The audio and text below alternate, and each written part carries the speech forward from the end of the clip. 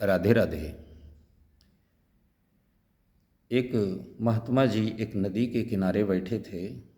तो जब उन्हें काफ़ी समय हो गया बैठे हुए, तो कुछ लोगों ने आकर के पूछा कि हे बाबा, आप नदी के किनारे हम देख रहे हैं, काफ़ी लंबे समय से बैठे हैं, क्या कारण है कि आप यहाँ बैठे हुए हैं?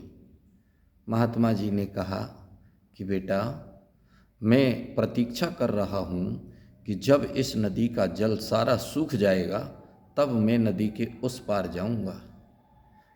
तभी लोग हंसने लगे और कहने लगे कि हे महाराज, नदी का जल कभी नहीं सूखेगा, आपका जीवन समाप्त हो जाएगा लेकिन नदी का जल नहीं सूखने वाला। इसलिए हम कोई नौका का प्रबंध किए देते हैं जिसके माध्यम से आप नदी को पार कर जाइए, या फिर यहाँ से कुछ दूरी पर जा कर के एक पुल बनाया गया है, उस पुल के द्वारा आप नदी को पार कर लीजिए।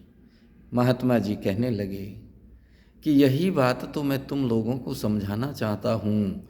तुम कहते हो कि मेरी इस समस्या का समाधान हो जाएगा तो उसके बाद में हम चैन के साथ जिएंगे।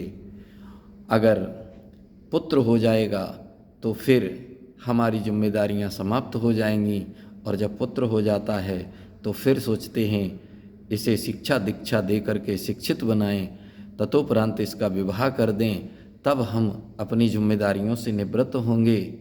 लेकिन जैसे ही पुत्र का विवाह भी हो जाता है, उसके बाद नाती पोते होते हैं, उनको देखने की लालसा लगी रहती है, और धीरे धीरे धीरे धीरे करके समय गुजरता जाता है, लेकिन कभी भी सुख नहीं मिल पाता, क्योंकि कामना के बसीभूत हुए प्राणी को कभी सुख नहीं प्राप्त हो सकता है।